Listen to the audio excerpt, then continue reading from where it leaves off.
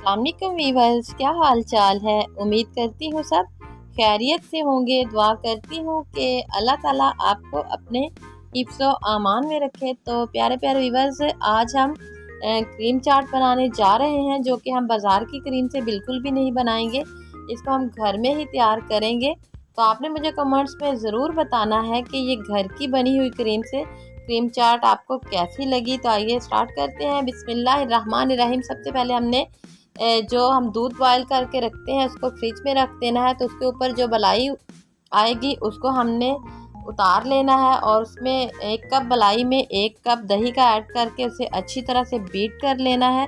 और जितने भी फ्रूट्स आपके पास अवेलेबल हों, आपने उन सब की कटिंग करनी है और उसको एक बड़े से बाउल में ऐड कर देना है।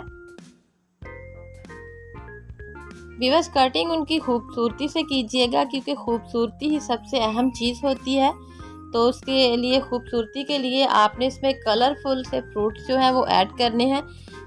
आप जो भी चाहें फ्रूट्स इसमें ऐड कर सकते हैं। इसमें ऐसा कोई इशू नहीं कि जो फ्रूट्स मैंने ऐड किए हैं वो ही आप ऐड करें।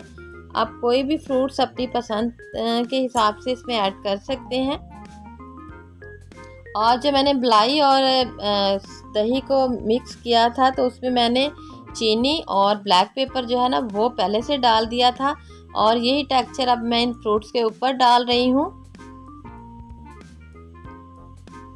मेरी नए आने वाले व्यूवर से गुजारिश है कि प्लीज़ मेरे चैनल को लाइक करें, सब्सक्राइब करें, अच्छे अच्छे कमेंट्स करें, फ्रेंड्स और फैमिली में शेयर करें और बेल को प्रेस करना ना भूलें, ताकि मेरी आने वाली हर नई वीडियो का नोटिफिकेशन सबसे पहले आपको ही मिल सके। और मेरे पुराने व्यूवर्स का बहुत बहुत शुक्रिया जो मेरी वीडियो को वॉच करते हैं, लाइक करते हैं और कमेंट्स करते हैं।